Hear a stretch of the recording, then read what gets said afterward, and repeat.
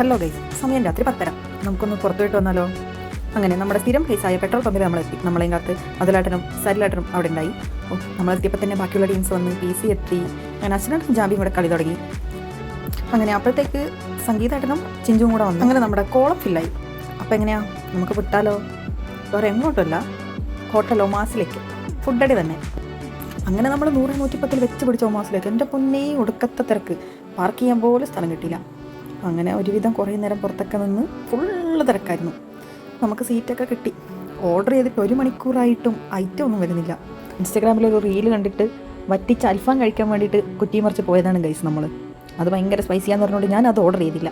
അങ്ങനെ ചിഞ്ചു അൽഫാം കഴിക്കുക എന്നിട്ടൊരു ബിരിയാണി വാങ്ങി. 1.5 മണിക്കൂർ എടുത്തിട്ടാണ് ആ സാധനം റെഡിയായിട്ട് വന്നത്. എൻ്റെ പൊന്നേ, എരിഞ്ഞിട്ട് നിൽക്കാൻ പറ്റുന്നില്ല.